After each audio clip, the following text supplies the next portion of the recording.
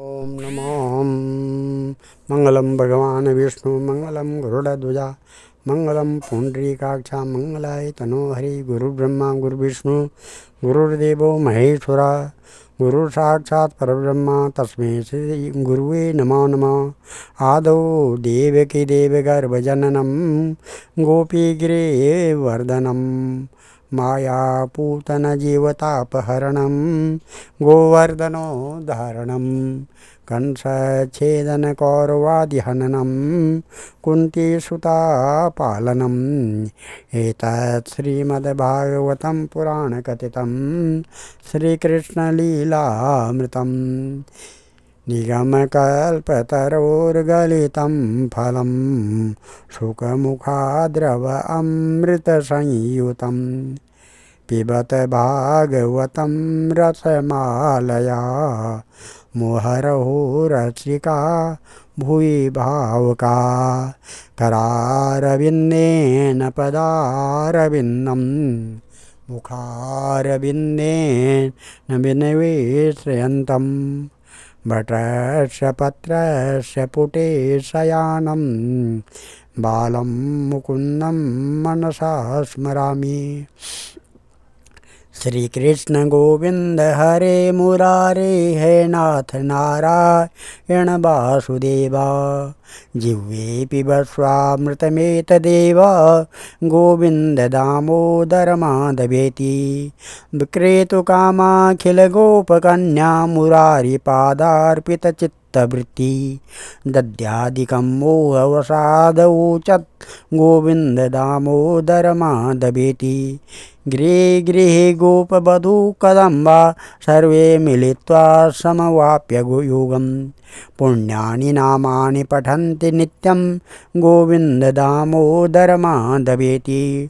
सुखं शयानं निलये निजैपि नामानि विष्णो प्रवदन्ति मर्त्या ते निश्चितं तन्मयतां व्रजन्तीं गोविंद दामोदर माधवेति। जिह्वे सदैवं भज सुन्दराणि नामानि कृष्णस्य मनोहराणि समस्त भक्त्यार्थित विनाशनानि गोविंद दामोदर माधवेति।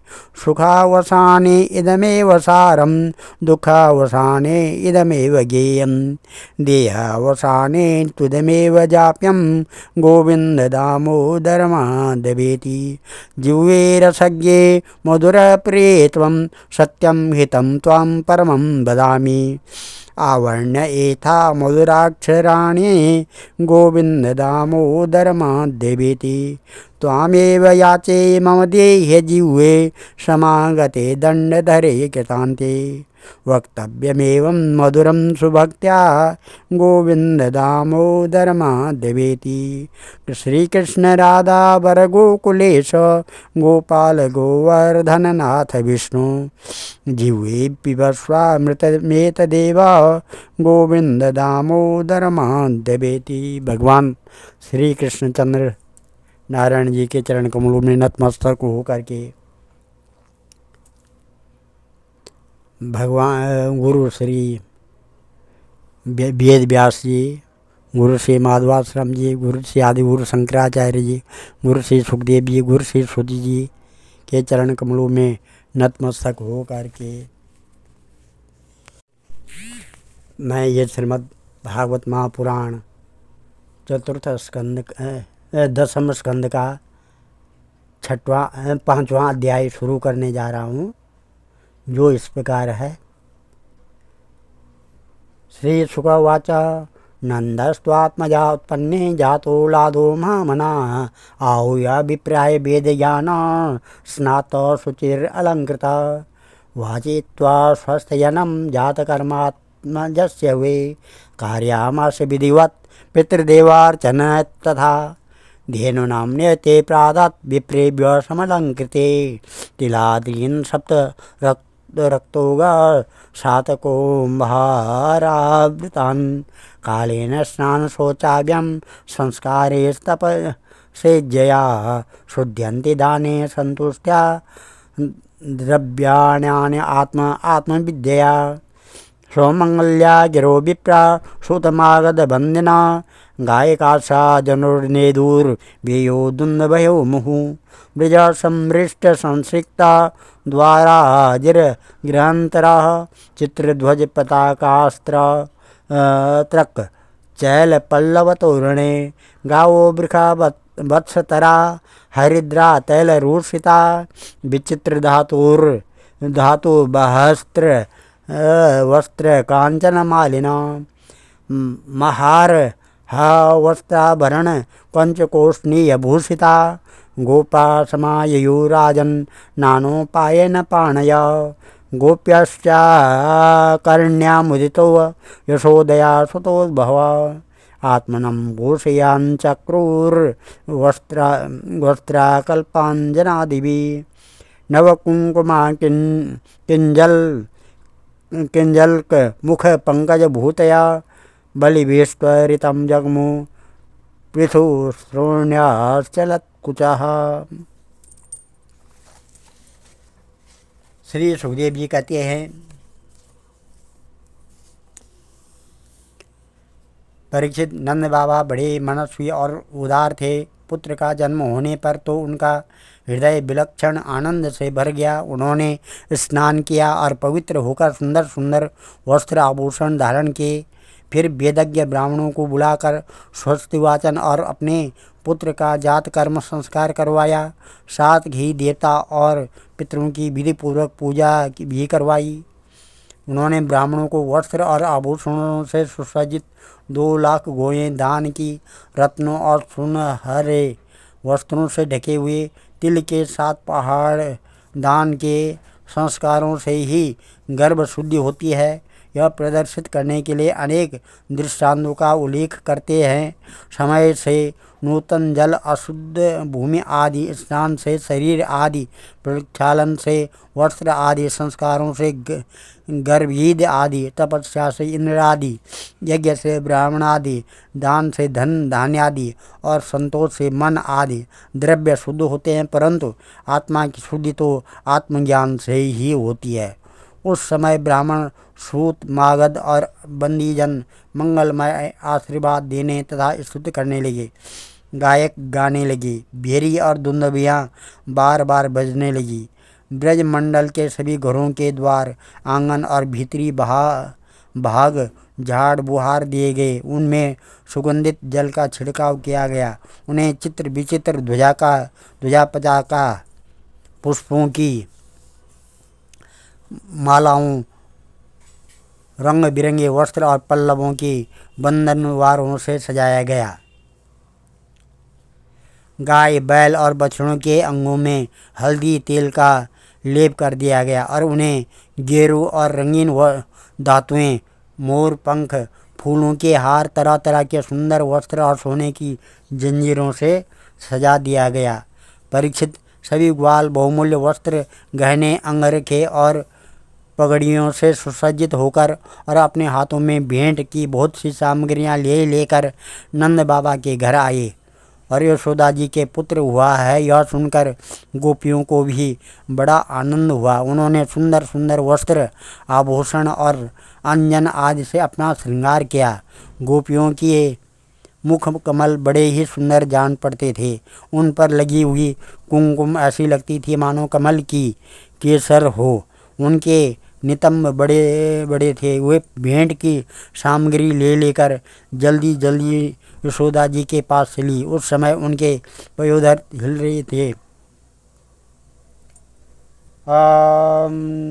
गोप्या समृष्ट मणिकुंडल निष्कंठ चित्रांबरा पथिशिखा च्युत माल्य वर्षा नंदालयं सबलया विरेजूर व्यालोल कुंडल पयोधर हार शोभा। गोपियों के मुख कमल बड़े ही सुंदर जान पड़ते थे। उन पर लगी हुई गोपियों के कानों में चमकती हुई मणियों के कुंडल झिलमिला रहे थे। गले में सोने के हार हैकल व हुमेल जगमगा रहे थे। वे बड़े सुंदर सुंदर रंग बिरंगे वस्त्र पहने हुए थी। मार्ग में उनकी चोटियों में गुथे हुए फूल बरसते जा रहे थे। हाथों में जड़ाऊ कंगन अलग ही चमक रहे थे।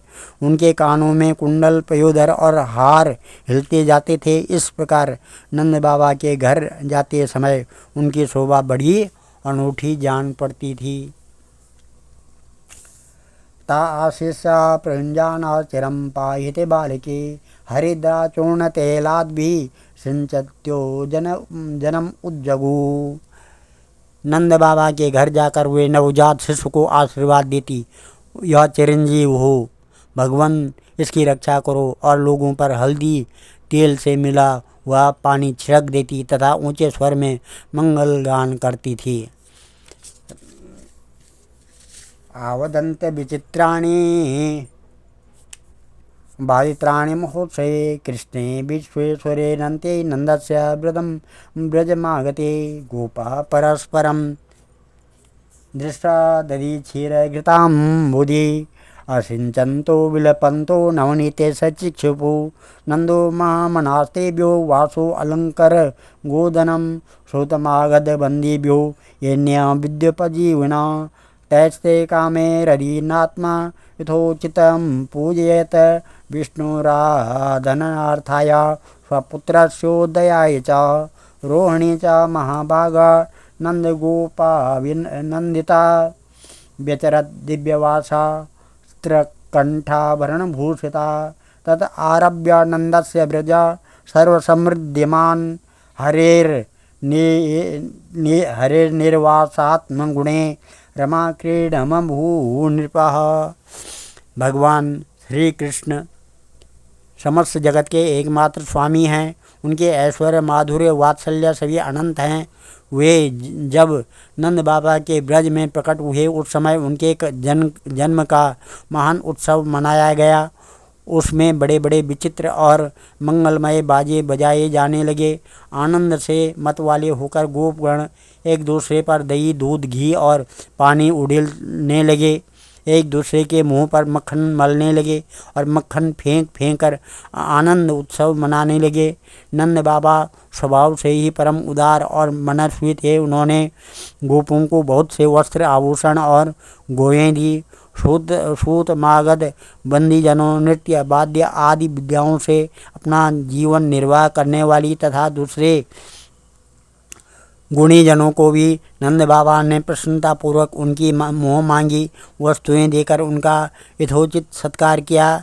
यह सब करने में उनका उद्देश्य यही था कि इन कर्मों से भगवान विष्णु प्रसन्न हो और मेरे इस नवजात शिशु का मंगल हो। नंद बाबा के अभिनंदन करने पर परम सौभाग्यवती रोहिणी जी दिव्य वस्त्र, माला और गले के भांति भांति के गहनों से सुसज्जित होकर गृह स्वामिनी की भांति आने जाने वाली स्त्रियों का सत्कार करती हुई विचर रही थी। परीक्षित, उसी दिन से नंद बाबा के ब्रज में सब प्रकार की रिद्धि सिद्धियाँ, अटखेलियाँ करने लगी और भगवान श्री कृष्ण के निवास तथा अपने स्वाभाविक गुणों के कारण वह लक्ष्मी जी का क्रीड़ा स्थल बन गया। गोपान गोकुल रक्षायां निरूप्य मथुरां गता नंदकंसस्य वार्षिक्यं करं दातुं कुरुद्वः वसुदेव उपसृत्य भ्रातरं नन्दमागतः ज्ञात्वा दत्तकरं राज्ये ययो तदवमोचनं तं दृष्ट्वा सासोत्थाय देह प्राणमिवागतं प्रियतमं दौर्व्यं स्वजे प्रेम विह्वल पूजिता सुखमासीन पृष्ठा नाम यमादिता प्रसक्तद्धि स्वात्म जयो हृदमः विषाम्पते। इस प्रकार से परीक्षित कुछ दिनों के बाद नंद बाबा ने गोकुल की रक्षा बाहर तो दूसरे गोपों को सौंप दिया और वे स्वयं कंस का वार्षिक कर चुकाने के लिए मथुरा चले गए। जब वसुदेव जी को यह मालूम हुआ कि हमारे भाई नंद जी मथुरा में आए हैं और राजा कंस को उसका कर भी दे चुके हैं। तब वे जहाँ नंद बाबा ठहरे हुए थे वहाँ गए। वसुदेव जी को देखते ही नंद जी सहसा उठकर खड़े हो गए और मानो मृतक शरीर में प्राण आ गया हो। उन्होंने बड़े प्रेम से अपने प्रियतम वासुदेव जी को दोनों हाथों से पकड़कर हृदय लगा लिया। नंद बाबा उस समय प्रेम से विवल हो रहे थे। परीक्षित नंद बाबा ने वसुदेव जी का बड़ा स्वागत सत्कार किया। वे आदरपूर्वक आराम से बैठ गए। उस समय उनका चित्त अपने पुत्रों में लगा रहा था। वे नंद बाबा से कुशल मंगल पूछकर कहने लगे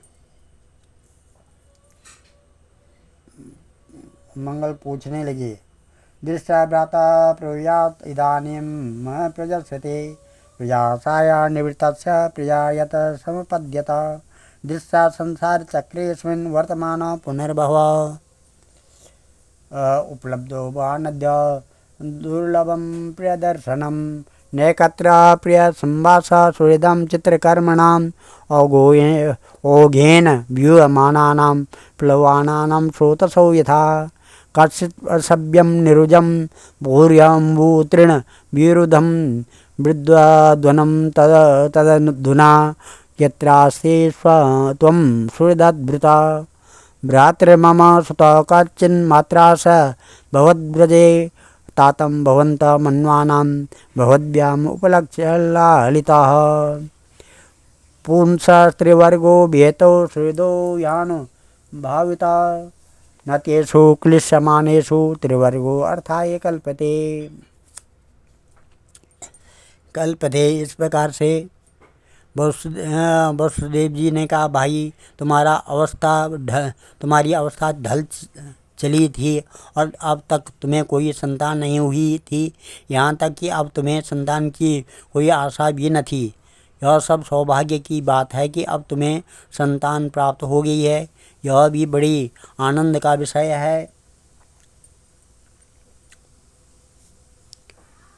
यह भी बड़ा आनंद का विषय है कि आज हम लोगों का मिलना हो गया।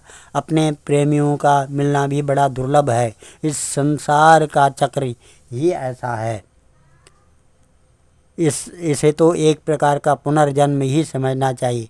जैसे नदी के प्रबल प्रवाह में बहते हुए बड़े और तिनके के साथ एक साथ नहीं रह सकते, वैसे ही सगे संबंधी और प्रेमियों का भी एक स्थान पर रहना संभव नहीं है। यद्यपि वह सबको प्रिय लगता है, क्योंकि सबके प्रारब्ध कर्म अलग अलग होते हैं। आजकल तुम जिस महावन में अपने भाई बंधु और स्वजनों के साथ रहते हो, उसमें जल घास और लता पत्रादि तो भरे पूरे हैं न। वह वन पशुओं के लिए अनुकूल और सब प्रकार के रोगों से तो बचा है। भाई, मेरा लड़का अपनी माँ रोहिणी के साथ तुम्हारे ब्रज में रहता है। उसका लालन पालन तुम और यशोदा करते हैं, इसलिए वह तो तुम्हें को अपने पिता माता मानता होगा। वह अच्छी तरह है न। मनुष्य के लिए वे ही धर्म अर्थ और काम शास्त्र विहित है, जिनसे उनके स्वजनों को सुख मिले। जिनसे केवल अपने को ही सुख मिलता है, किंतु अपने स्वजनों को दुख मिलता है, वे धर्म अर्थ और काम हितकारी नहीं हैं। नंदोवाच अहो ते देवकी पुत्र कंसेन बहवो हता एका वसिष्ठ वरजा कन्या सापि देवं गता नूनं यः दृष्टनिष्ठोऽयं दृष्टपरमो जनम् अदृष्टम् आत्मानस्तत्त्वं यो वेद स न समुह्यति। नंद बाबा ने कहा, भाई वसुदेव, कंस ने देवकी के गर्भ से उत्पन्न तुम्हारे कई पुत्र मार डाले। अंत में एक सबसे छोटी कन्या बच रही थी, वह भी स्वर्ग सिधार गई। इसमें संदेह नहीं कि प्राणियों का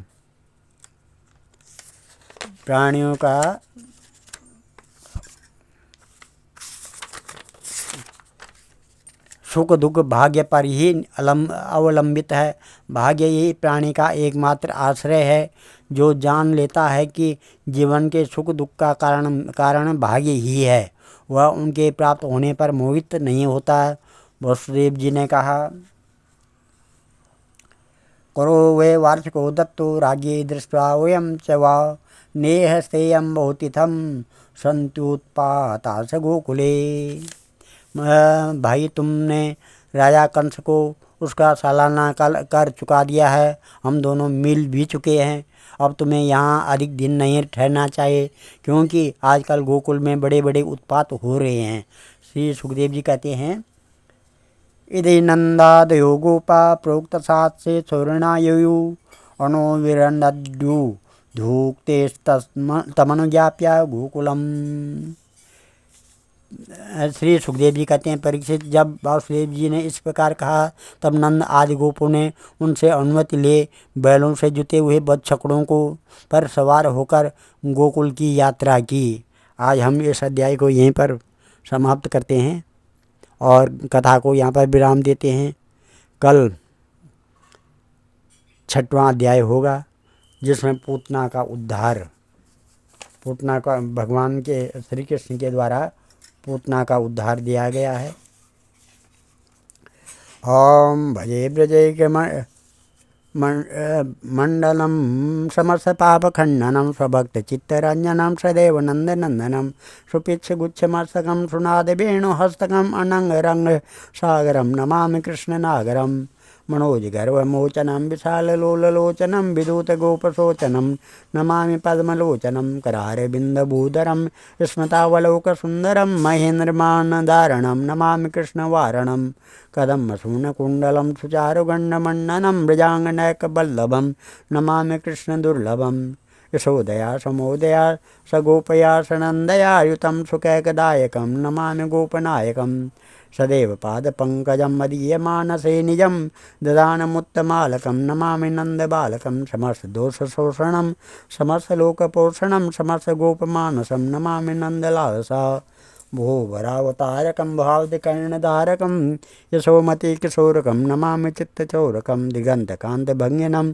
सदा सदालिसंज्ञनां दिने दिने नवं नवं नमामि नन्दसम्भवम् गुणाकरं सुखाकरं कृपाकरं कृपापरं सुरदुषेनिकन्दनं नमामि गोपनन्दनं नवीन गोपनागरं नवीन कीलिलं पटं नमामि मेघसुन्दरं तडित्प्रबालसत्पटं समस्त गोपनन्दनं मृदम्बुजेकमोदनं नमामि कुञ्जमध्यगं प्रसन्नभानुशोभनं निकामकामदायकं दीर्घन्दचारुसायकं रसालवेणुगायकं नमामि कुञ्जनायकं विदग्ध गोपिका मनो मनोज्ञतल्पसायिनं नमामि कुञ्जकानने प्रविद्यवन्यपानीयं किशोरिकान्तिरञ्जितं दीर्घजनं सुशोभितं गजेन्द्रमोक्षकारणं नमामि श्रीविहारिणं यदा तदा यथा तथा तथैव कृष्णसत्कथा मया सदैव गीयतां तथा कृपा विधीयतां प्रमाणिकाष्टकाद्वयं जपत्यदित्यया पुमान् भवेत्स नन्दनन्दने भवे भवेषु भक्तिमान् ध्येयं सदा परिभवग्नमविष्यदोहं तीर्थात्पदं शिवविरञ्चनुतं शरणं धृत्यात्यं प्रणतपालभवाब्धिपोतं वन्दे महापुरुषते चरणारविन्दं वन्दे महापुरुषते चरणारविन्दं सर्वे भवन्तु सुखिनः सर्वे सन्तु निरामया सर्वे भद्राणि पश्यन्तु मा कश्चित् दुःखभाग् भवेत्। धन्यवाद।